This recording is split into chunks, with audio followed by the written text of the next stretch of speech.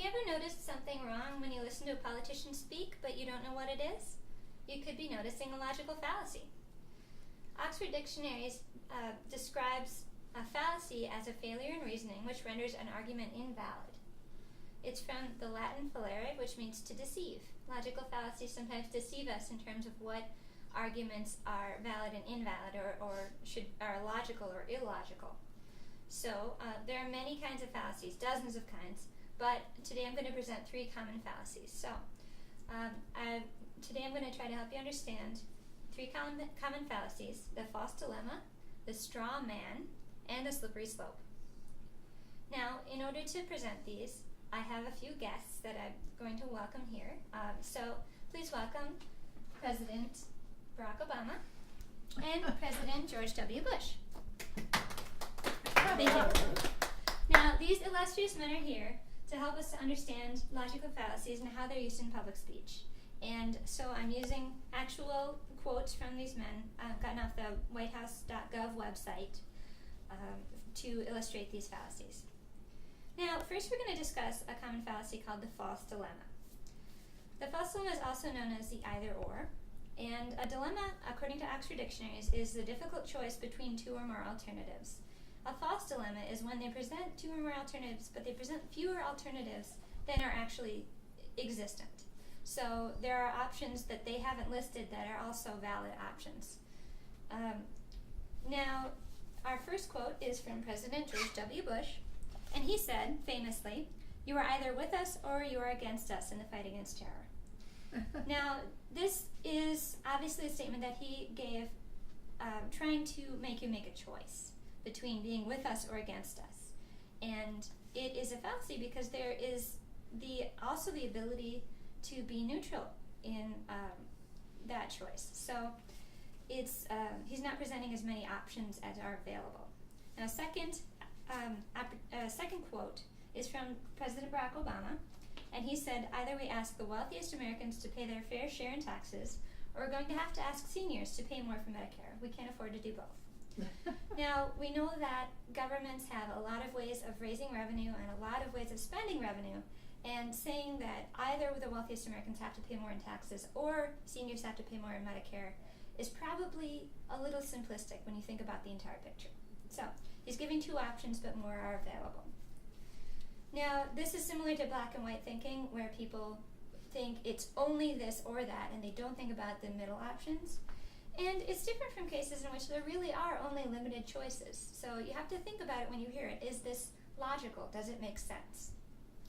Now that we understand the false dilemma, we're going to talk about the straw man fallacy.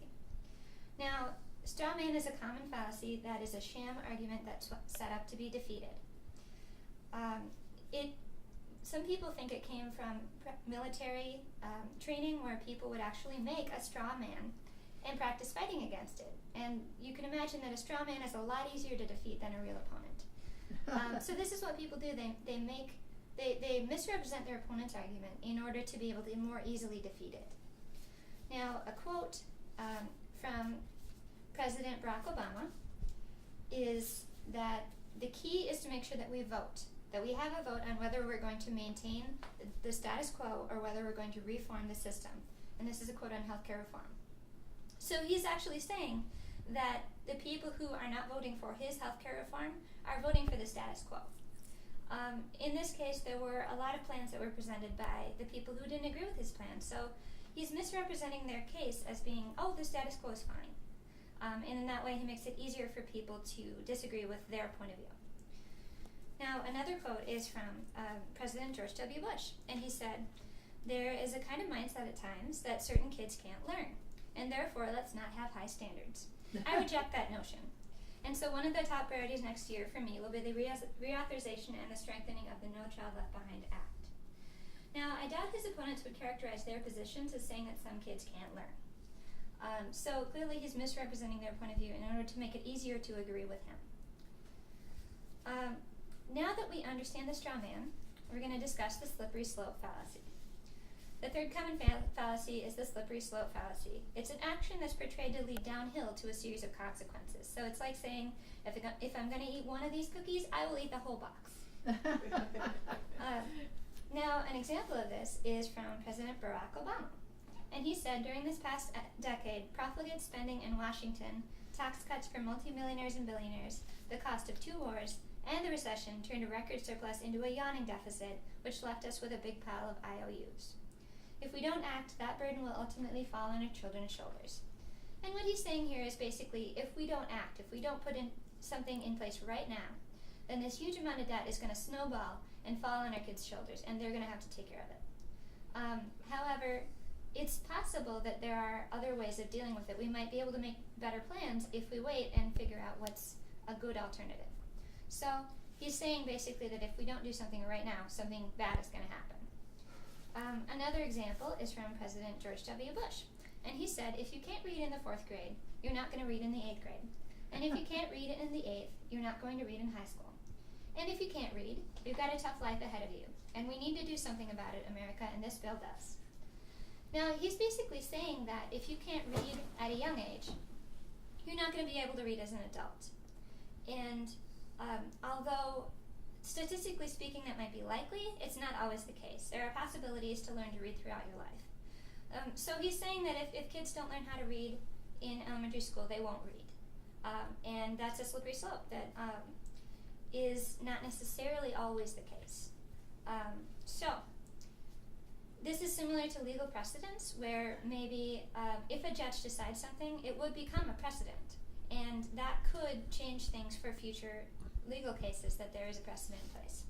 It's different from a case where actually the thing that the politician says might happen is likely to happen. And so you look at it and you have to think about, is this reasonable? Does this make sense? So, in conclusion, I hope that you'll be able to identify the 3 common fallacies I presented today: the false dilemma, straw man, and the slippery slope. And in order to make better decisions, it's important to be able to recognize these fallacies in speech. Remember, fallacy is from Latin fallere, to deceive, and it's easy to be deceived by poor arguments by anybody, both politicians and then in your natural conversation. So the next time you watch a politician, I hope that you'll consider the speech on fallacies and watch for fallacies in their speech. Thank you.